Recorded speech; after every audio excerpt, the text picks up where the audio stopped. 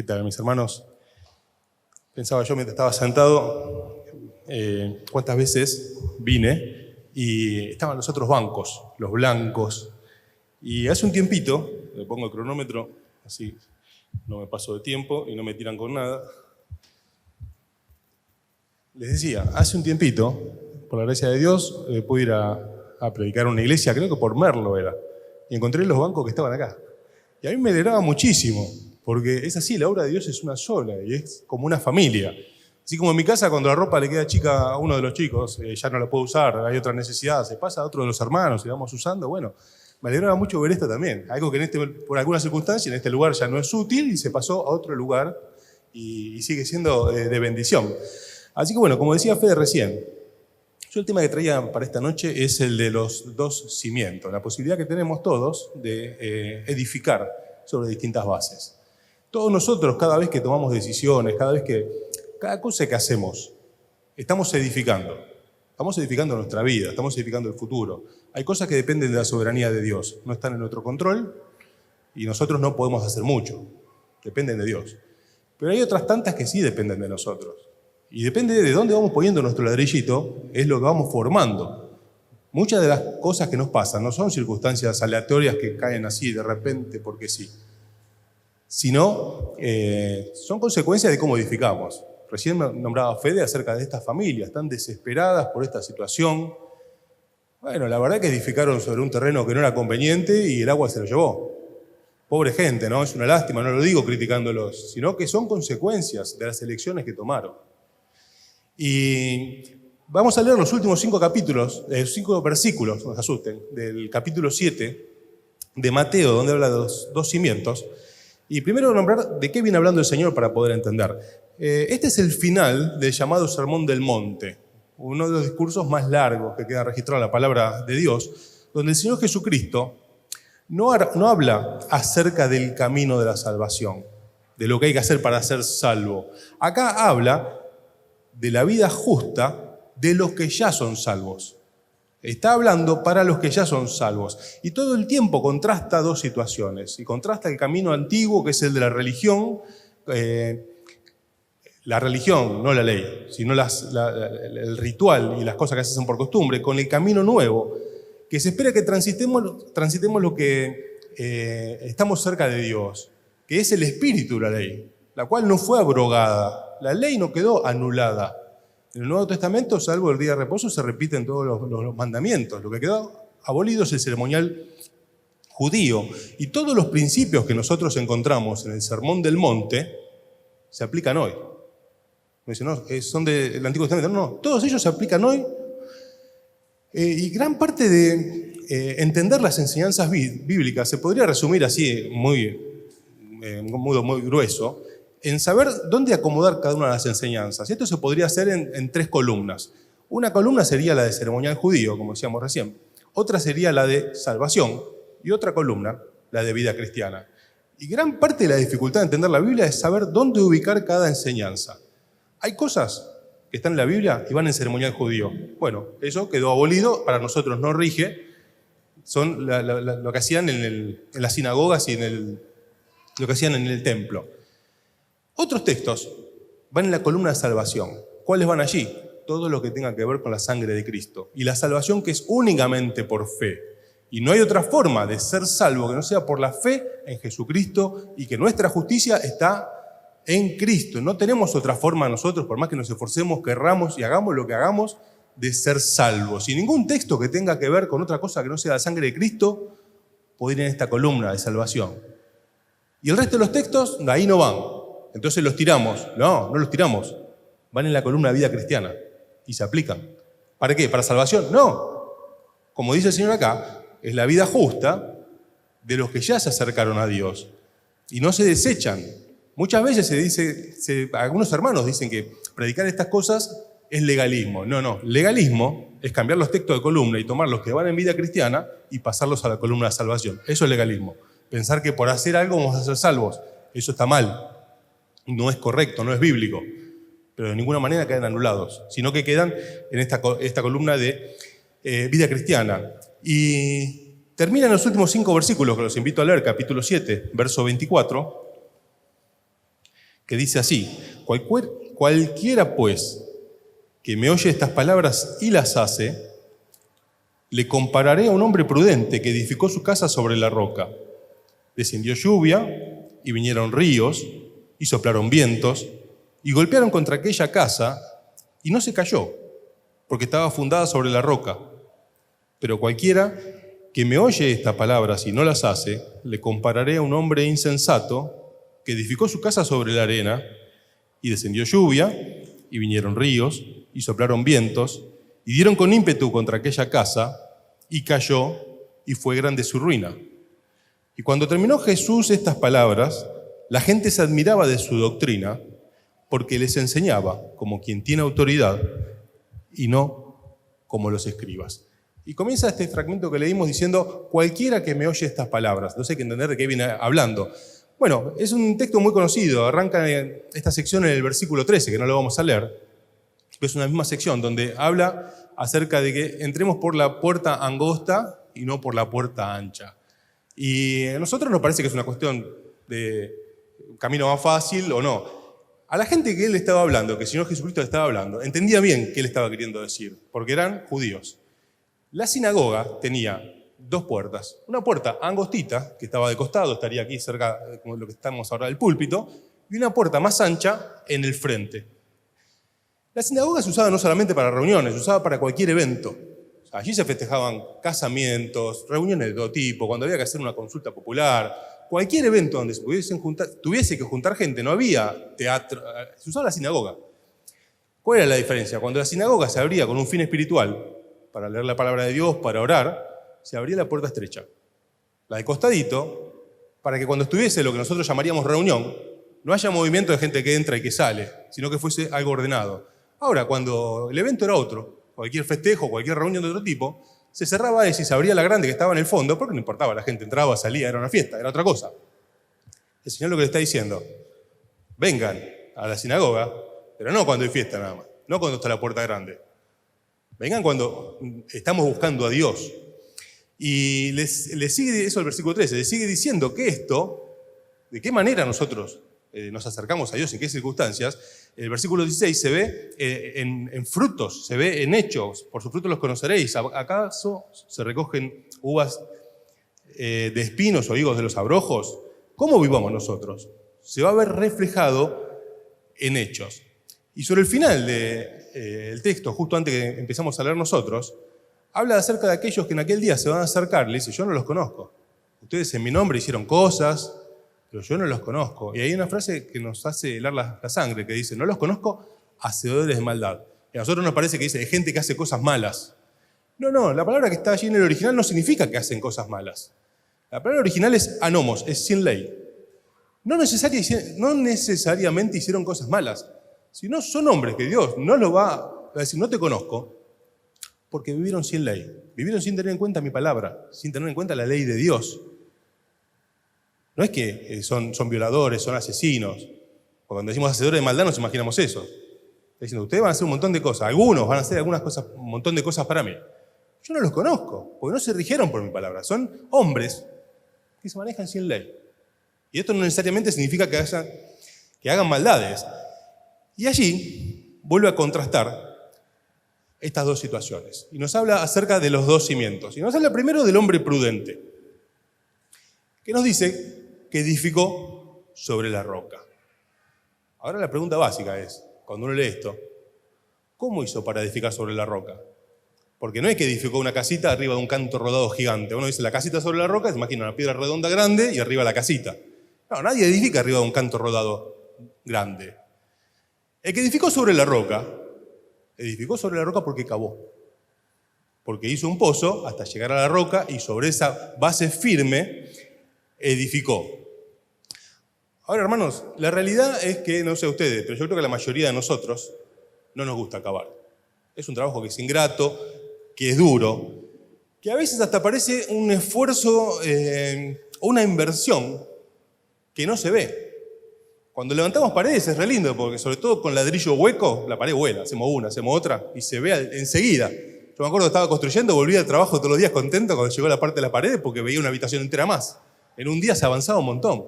Ahora, ¿qué pasa? Cuando cavamos para hacer cimiento, no se ve.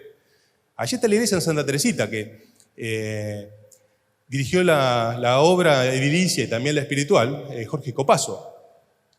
Y bueno, se hizo una losa grande, pero el terreno es de arena. No hay roca. Como no hay roca, ¿qué hay que hacer? Unos pozos muy grandes, donde se hacen unas bases, unos dados que se llaman muy grandes, para poder afirmar las columnas sobre eso, para que el edificio después no se raje, no se caiga.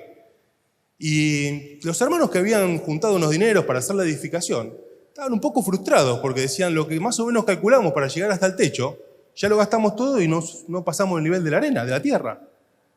Y era como diciendo, estamos tirando la plata. Pero no, esas cosas son necesarias. ¿Por qué? Porque no se ve inmediatamente, pero se ve. Si eso no está hecho, se ve. ¿Cuándo se ve? Se ven las consecuencias. El versículo 25 dice que se ve con el tiempo. Descendió lluvia y vinieron ríos y soplaron vientos y golpearon contra aquella casa y no se cayó porque estaba fundada sobre la roca. Yo me acordaba cuando pensaba en esto acerca de un personaje, uno de los patriarcas, que no siempre es muy valorado, que es Isaac. De Isaac un poco despectivamente se dice que fue el hijo de un gran padre de Abraham y que fue el padre de un gran hijo de Jacob. Y él queda como el salame de sándwich, donde nadie le da mucha importancia. Sin embargo, a mí me llama muchísimo la atención. Una característica que la Biblia resalta, y quedó registrada en la palabra de Dios por algo es que Isaac caracterizó su vida por cavar, por hacer pozos. Y él donde iba hacía pozos y Dios los bendecía encontrando agua. Y se movían los pastores y hacía pozos todo el tiempo. Y mientras algunos hombres son recordados por lo que construyeron, por monumentos grandes que dejaron, Isaac es recordado porque cavó. ¿Para qué? Porque buscaba agua. Porque él entendía que más importante para la vida, para la subsistencia, que algún palacio que pudiese disfrutar, algún monumento que pudiese dejar para la posteridad, más necesario que esto, algo vital que sostiene la vida, es el agua. Entonces se dedicó a cavar. Y hermanos, ¿cuándo cavamos nosotros? Bueno, podemos decir, claro, cuando leemos la palabra de Dios y oramos, estamos cavando. Sí, desde ya, eso es así. Cuando buscamos en Dios, estamos cavando. Pero como decíamos al principio, estamos cavando para buscar la roca y edificar sobre firme cada vez que nosotros tomamos decisiones. Cada vez que nosotros marcamos prioridades para nuestra vida, según qué cosa decidamos como prioridad, estamos cavando o estamos edificando sobre la arena.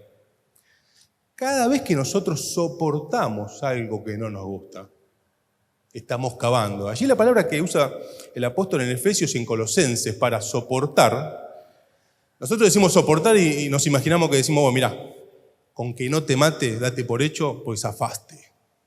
No te ajusticio, te soporto. No, la palabra en el original significa ponerse abajo y aguantar y ayudar. Y esa es la visión que tiene Dios para nosotros. De qué manera nosotros debemos soportarnos unos a otros. No solamente decir, no te ejecuto, sino ponernos abajo y soportar. ¿Soportar qué? Soportar situaciones que no nos gustan, soportar problemas que se presentan y a veces no buscamos, y somos parte o somos víctimas. Cuando tenemos que soportar autoridades, que a veces no estamos de acuerdo, no nos gusta, y eso puede pasar acá o puede pasar afuera. ¿Y qué hacemos los hijos de Dios? Miren, hermanos, si estamos cavando y estamos edificando sobre la roca, no vamos a hacer revoluciones, ni acá ni afuera. Los hijos de Dios no hacemos revoluciones. No vamos a voltear gobiernos. Pues estamos llamados a soportar, siempre y cuando, esto lo decimos siempre y no hace falta aclararlo, no tengamos que hacer cosas que contradigan la Biblia. Cuando algo contradice la Biblia, sí, debemos resistirnos y no hacerlo. Pero todas estas situaciones que no nos gustan y que nos tocan atravesar, son situaciones que Dios permite en nuestra vida, muchas veces, para formar el carácter. El carácter se forma únicamente ejercitándolo. Es como la paciencia. No puedo decir, tengo paciencia porque leí 5 libros de paciencia. No, la paciencia se ejercita, la prueba de vuestra fe produce paciencia. Ejercitando la paciencia. Bueno, con el carácter pasa lo mismo. Son situaciones que Dios permite, que forman el carácter, y es lo que Dios necesita para poder utilizarnos. Las personas con el carácter formado por Dios son la mano de obra calificada que Dios necesita. Las empresas, cuando buscan mano de obra calificada, buscan alguno con muchas capacidades, cursos hechos. No, Dios no necesita esto. Toda buena dádiva, todo don perfecto desciende de lo alto. Si tenemos algo bueno, es porque Dios lo dio. La mano de obra calificada para Dios son las personas que tienen un carácter formado por Dios. Hace un tiempo leía, otra vez más, no sé cuántas veces lo leí ya, un libro de Spurgeon, Discurso a mis estudiantes. Y me llamaba mucho la atención una sección que nunca le había prestado mucha atención, y esta vez sí, sé que Dios me quiso hablar acerca de esto. Y hablaba acerca de un candidato. Spurgeon son los discursos que da en un seminario donde se preparaban pastores para salir a la obra. Y él cuenta que un muchacho muy jovencito quería servir a la India.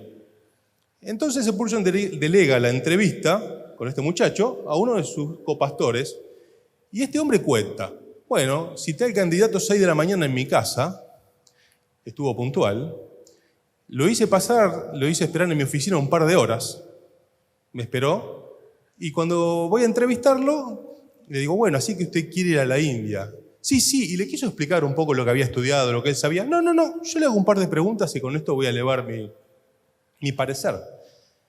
Bueno, ¿cómo no? Bueno, deletréeme gato. Muchacho, ¿cómo? Que deletree gato. Bueno, lo deletrea. ¿Cuánto es 2 más 2? 4. Bueno, 2, 3 preguntas de este tipo. Muchas gracias, ya tengo lo que necesito, puede usted retirarse. Este muchacho, sin entender mucho, se levanta y se va. Y allí Spurgeon cuenta cuál es el informe que eleva este pastor. Y él dice: lo cité en mi casa muy temprano, en una época donde no había colectivo ni Uber, donde había que ir a caballo o caminando muy de noche para poder llegar 6 de la mañana a este lugar que era lejos. Y él estuvo puntual. Lo hice esperar sin darle ninguna explicación, no se quejó. Le hice preguntas que poco menos fueron una falta de respeto. Y él la contestó. Este muchacho demostró que tiene un carácter, que es lo que necesita para ir a servir a ese lugar. El resto se lo va a dar Dios cuando sea necesario. Así que yo recomiendo que lo encomendemos a la obra en aquel lugar.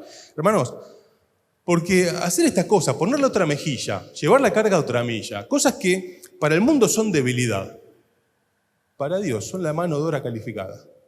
Son lo que necesita para obrar, no necesita otra cosa. Cuando nosotros soportamos estas cosas, tenemos que saber que estamos cavando, que estamos edificando, estamos poniendo el ladrillito que nos toca hoy sobre la roca, sobre algo firme. Cuando nosotros atravesamos estas situaciones y las hacemos como a Dios le agrada, no es otra cosa que Cristo manifestándose en nosotros, porque esto no es natural. Lo natural es partirle la silla en la cabeza. Si me hiciste venir temprano, me dejaste esperando, me hiciste así, vos me estás cargando. Lo de la carne es partirle la silla en la cabeza. Esto otro no es otra cosa que el Señor manifestándose en nuestra vida. Hermanos, ahora, ¿esto quiere decir que no vamos a tener dificultades? No, de ninguna manera. ¿Pueden pasar dificultades? No es que pueden pasar, van a pasar. Estemos por cierto que van a pasar. El versículo 25 y el 27 relata que las mismas situaciones les acontecieron a unos como a otros, los que edificaron sobre la arena como los que edificaron sobre la roca. No es que no vamos a tener problemas. Si nosotros entendemos que el amor de Dios, el favor de Dios, se manifiesta en la falta de problemas, de dificultades, tenemos que pensar que Dios odiaba al apóstol Pablo, que Dios odiaba a los mártires de la primera iglesia, a Esteban y a tantos otros que están en Hebreos 11, de los cuales el mundo no era digno, dice la palabra de Dios, y que pasaron situaciones tremendas. Si nosotros pensamos que el amor de Dios se refleja en la falta de problemas, pensamos que a estos hermanos Dios los odiaba. Tenemos que saber que Dios es poderoso para evitar cualquier situación que a nosotros nos disguste. Pero no se trata de una cuestión de poder. Se trata de una cuestión de propósito, de lo que Dios está queriendo hacer en nuestra vida, del carácter que está queriendo formar. Hermanos, cuando atravesemos situaciones de este tipo que no nos gusten, incluso hasta trato entre nosotros, que es muy común. Dice que todos ofendemos muchas veces de palabras. Si alguno no lo hace, es varón perfecto. Y los conozco bastante, pero yo más conozco mi iglesia, y nosotros de ese rubro andamos medio flojos de varones perfectos. Así que todo el tiempo nos estamos ofendiendo y diciendo cosas a veces que no corresponden. Bueno, hermanos, cuando nosotros dejamos pasar estas cosas, estamos cavando.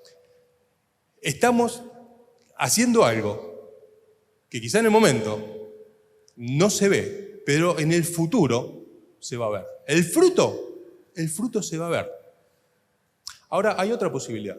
El Señor contrastó las dos situaciones. ¿Y cuál es? La de no cavar, la de edificar sobre la arena. Y la verdad es que nosotros tenemos la posibilidad de elegir. Uno dice, no se puede elegir, la posibilidad es esta.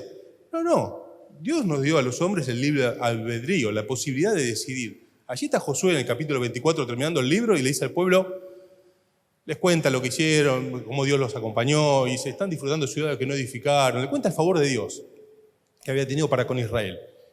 Dice, ahora ustedes elijan a quién van a servir. Yo le cuento lo que voy a hacer yo. Yo en mi casa serviremos al Señor, pero ustedes hagan lo que quieran. Y uno cuando lee eso dice, ¿estás loco, Josué? ¿Cómo le vas a dar la opción a la gente? Le tienen que decir, no hay otra opción, acá hay que servir a Dios. Cada uno decide. Están las opciones. Y Josué, sabiendo esto, que cada uno decide, le dice, ustedes hagan lo que les parezca. Les relata el favor de Dios que había tenido el pueblo de Israel. Le dice, ustedes no sé qué van a hacer, yo les cuento lo que hago yo. Yo mi ladrillito lo quiero poner sobre la roca. Cada uno vea dónde pone el suyo. Pero yo en mi casa serviremos al Señor. ¿Y cuál es la otra posibilidad? La de edificar sobre la arena. Algo que trae satisfacción inmediata. Acá están los versículos 26 y 27. Algo que trae satisfacción inmediata, algo que se ve enseguida, como decía antes. Algo que se puede reconocer inmediatamente. Pero esto, levantar paredes sobre la arena, construir sin una base firme, sin una base bíblica, cualquier ámbito de la vida, que pueden ser los negocios, que pueden ser los ministerios, la familia, el poder, porque el poder se construye. Y a veces se puede hacer con métodos que son humanos. Bueno, hermanos, ese es el camino fácil, que no se ve solamente, como decíamos al principio, en lo más básico, que es el primer escalón, en cuanto a leer y orar, que muchas veces es reemplazado por algún librito devocional que son de bendición, que son útiles, pero no pueden sustentar, ese no puede ser la comida nuestra. Nuestra comida tiene que ser diaria, tiene que ser la comunión con Dios y buscar en la palabra de Dios, no vivir de devocionales ajenos. En vez de orar, ver videos. Hoy hermanos que se congregan por internet no tienen iglesia. Gracias a Dios por la posibilidad que tenemos de internet y que hay hermanos que hoy no pueden venir a la reunión y podemos hacerlo por Zoom. ¿Qué sería de nosotros si esto hubiese pasado unos años antes? No vernos un tiempo hubiese sido terrible. Gracias a Dios por esta posibilidad. Pero hay hermanos que no tienen iglesia local y reemplazan esto con videos, con estas cosas. ¿Cuál es el camino fácil? Es decidir lo que nos traiga menos problemas a veces. Muchas veces hay alguna situación que tenemos que hacer lo que a Dios le agrada. Antes de hacerlo, decir, esto me va a costar caro. En todos los ámbitos, vuelvo a decir, esto puede pasar en el trabajo, puede pasar en un negocio, puede pasar en la iglesia. Y vemos la tentación de decir, bueno, lo dejo pasar, Dios sabe. No, ese es el camino fácil. Eso es edificar sobre la arena. El camino fácil es cuando elegimos lo que nos gusta. Desde la novia, como decíamos recién, hasta el ministerio. Hasta la iglesia. Yo la otra vez veía un video, recién dije los videos, ahora no me quiero contradecir, ¿no? Pero eso está bueno como información y para agregar, no puede ser el sostén de nuestra vida espiritual, eso es lo que quiero decir. Donde hablaba de evangelismo bailable. Sí, es una broma. No, estaba hablando de algunas iglesias que hacían evangelismo bailable. La realidad es que hoy hay tanta variedad de iglesias que hoy es muy difícil darse cuenta cuando alguien está apartado. Antes era fácil, cuando yo era joven, yo tengo 50 ahora, cuando recién me convertí al Señor a los 21, era fácil. El que no estaba en la iglesia estaba apartado, el que no venía. Hoy hay tantas posibilidades, tantas iglesias con tantas cosas hasta de este tipo, que es muy difícil, porque a uno no le gusta lo que enseñamos acá y se busca una iglesia donde haya algo que le gusta. Y tenemos desde evangelismo bailable hasta iglesias. Leí hace un tiempo de una iglesia en Canadá que tiene una pastora atea. Está arrancando porque pastora no es tema de esta noche. Pero atea, una pastora que no cree en Dios. Si crees en ser una organización y no crees en Dios, ponete un club de fútbol, no te hagas una iglesia. Sin embargo, evidentemente hay gente que quiere tener la conciencia tranquila, pero no cree en Dios. Entonces encontró la vida de buscarse una iglesia con una pastora atea. Ese es el camino fácil. Es edificar sin base bíblica. Pero muchas veces yo serví junto con Twitty, que ustedes tanto lo conocen, muchos años con los jóvenes. Y sobre todo pasa con los jóvenes, que a veces vienen con propuestas, principalmente de noviazgo, que a veces la verdad que no cierran mucho. Y una pregunta que siempre le hacía a los chicos es, mira, mucho no me parece, no, pero Dios me mostró, Dios me lo dijo. Y yo le hacía una consulta, bueno, decime por lo menos 3 situaciones que vos hayas hecho cosas que no querías hacer, pero las hiciste porque entendías que Dios te guiaba. Dices, mira, yo esto no lo quería hacer. La verdad que no me gusta, pero voy a agarrar la pala, me voy a poner a cavar y voy a hacerlo igual aunque no me guste. Bueno, pasa sobre todo con chicos jóvenes que no tenían situaciones para contarme. Mira, esto no lo quería hacer, pero Dios me habló y lo hice igual aunque no quisiera. Si vos me decís 3 situaciones, yo voy a respetar tu parecer. Si no, la verdad que me parece que no. Yo tengo alguna para contarte, si querés te la cuento, le decía a los chicos, pero tenemos que tener esta experiencia. No puede ser que Dios coincida siempre con lo que nos gusta. Estamos edificando sobre la arena seguramente. Hermanos, tenemos que saber, que Omar siempre nos dice, una vuelta lo dijo en un casamiento y se armó un lío bárbaro, que no estamos llamados a ser felices, sino a glorificarle. Que cuando nosotros glorifiquemos a Dios, vamos a ser verdaderamente felices. La sociedad nos llama a seguir tus sueños. Seguí tus sueños, tenés que ser feliz. Nosotros estamos llamados a seguir un propósito, el propósito que Dios tiene para nuestra vida.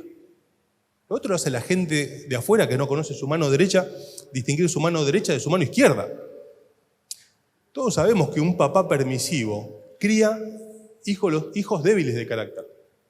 Cualquiera que tiene hijos. Yo tengo 4, de varias edades, de preadolescente hasta Ivo, que ustedes lo conocen, 26 años. Y todos los que tenemos chicos sabemos que si somos permisivos con nuestros hijos y no los disciplinamos y no los educamos, formamos hijos débiles de carácter. Y nosotros somos hijos de Dios y tenemos que saber que Dios no malcría hijos. Dios no nos malcría. No es un padre permisivo. Hermanos, hace poquito, con este tema del Zoom, nos mandaba un video nuestro hermano Caramelino de Santa Fe. Y nos decía, ¿cómo nos gusta recordar que Dios es el buen pastor, que somos ovejitas, que nos cura, nos pone aceite, nos lleva arriba a los hombros? Y gracias a Dios porque esto es verdad. Y todos nosotros podemos dar testimonio que esto es una realidad y que Dios es esto para nosotros. Pero él decía, muchas veces lo que no consideramos, que aparte de ser un pastor y nosotros ovejitas, el Señor es un general y nosotros somos un ejército. Y esta parte muchas veces no la consideramos porque no nos gusta. Dice Pablo a Timoteo que el soldado vive penalidades. Vive penalidades. Pero ¿qué pasa? Muchas veces nosotros decimos, la verdad que no me gusta. Entonces no lo hago. No me gusta cómo contestó. Entonces el trato va a ser otro. No me gusta esta tarea. Entonces no la voy a hacer. La realidad, hermanos, cuando esto pasa es que no estamos dispuestos a soportar. Cuando esto pasa es que no estamos dispuestos a acabar. Y bueno, cada uno de nosotros es libre para elegir. Puede elegir edificar sobre la roca o puede elegir edificar sobre la arena. Podemos elegir lo que querramos. Lo que no podemos elegir son las consecuencias. Podemos elegir lo que querramos hacer, pero no podemos elegir qué es lo que va a pasar. Y las consecuencias también se van a ver. Dice el verso 27, que descendió lluvia, vinieron ríos, soplaron vientos y dieron con ímpetu contra aquella casa, como pasó con la otra, y cayó. Y fue grande su ruina. No podemos elegir la consecuencia. El fruto se va a ver. Con el tiempo se va a ver. Hermanos, no podemos jugar con lo que no tiene repuesto. No podemos jugar con nuestra vida espiritual, con la familia, con los hijos, con la iglesia. Son cosas con las que no tiene repuesto, no se puede jugar. Y si nosotros no edificamos sobre la roca, si no estamos dispuestos a acabar, a hacer lo que a Dios le agrada, va a ser grande la ruina.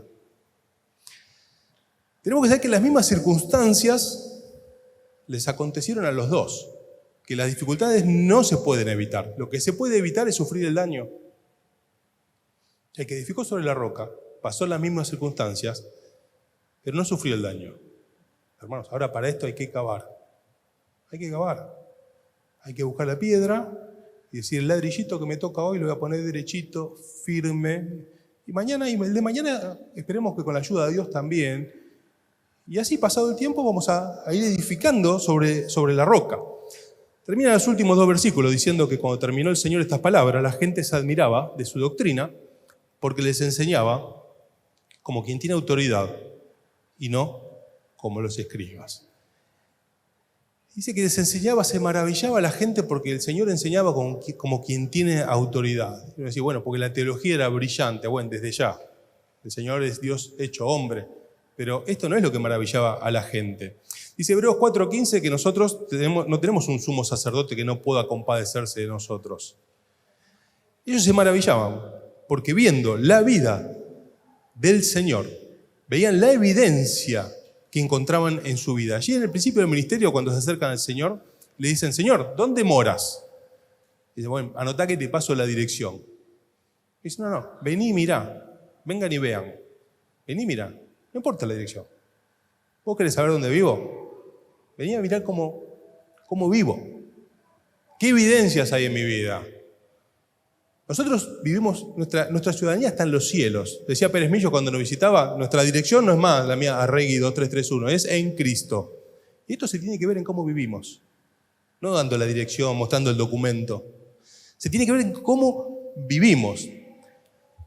Dice Hebreos 12 que considerad aquel que sufrió tal contradicción de pecadores para que vuestro ánimo no se canse hasta desmayar. Y el Señor, ¿por qué maravillaba? Porque mostraba con su vida el respaldo de esta teología impecable que tenía seguramente porque es Dios hecho hombre. Ahora tenemos que saber que estas cosas se ven por las evidencias, no tanto por lo que sabemos, cómo predicamos, cuánto sabemos de la Biblia, que tenemos que hacerlo, desde ya tenemos que estudiar. Pero no se valoran tanto con esto, sino por las evidencias. Ver qué evidencias hay en mi vida. Si mi teología, hermanos, me lleva a tener otros valores que no son los bíblicos, otras conductas que no son las que manda la palabra de Dios, si la consecuencia de mi teología o mi conocimiento es el orgullo o la intolerancia, no, este no sabe, me enojo y desprecio a alguien. Si la consecuencia de mi teología no trae paz a la casa de Dios, no colabora al bien común, sino lo contrario, tenemos que saber que la teología, por más acertada que esté, está errada. Está errada. Recién mencionaba a Pérez Millos, una vuelta nos visitaba y nos decía, no me acuerdo qué estudio iba a hacer. Decía, pero no para ver la genealogía como es, lo cual es importante, sino ver cómo esto va a transformar mi vida hoy. Porque si nosotros abrimos la Biblia y no cambiamos con la vida, perdimos el tiempo. De esta forma tan terminante que tiene Pérez Millos, en lo que uno a veces dice, no, para cómo perdimos el tiempo. La palabra de Dios queda en el buen tesoro del corazón. Bueno, eso es otra cosa estaba queriendo decir él. El objetivo de abrir la Biblia es que cambie mi vida.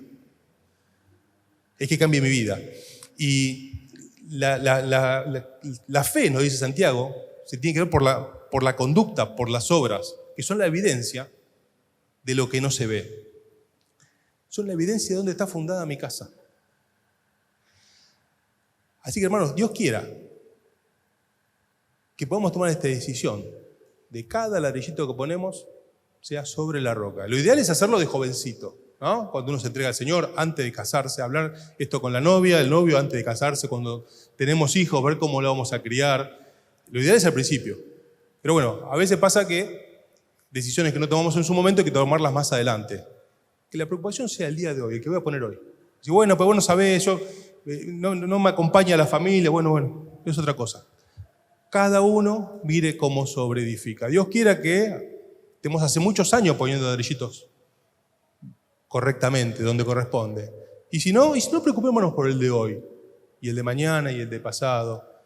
Porque estas cosas, repetidas día a día, va a ser lo que determine nuestro futuro. Yo quisiera, hermanos, llegar a viejo con lo que vivió Pablo, que dice, he peleado la buena batalla, he acabado la carrera, he guardado la fe. Por lo demás, me está reservada la corona, el cual dará el juez justo, no solamente a mí, sino todo lo que en él espera. Bueno, ¿esto qué es? Es el final de una vida que cada ladrillito que puso fue sobre la roca. Fue de esta manera. Hermanos, que así sea para gloria de Dios y para bendición nuestra. Hermanos, este es el plan de Dios, bendecirnos, que seamos de bendición para los demás. Y esto se ve a lo largo de toda la vida. Es consecuencia de una conducta. Que Dios nos bendiga para que este sea el deseo firme, la decisión de cada día.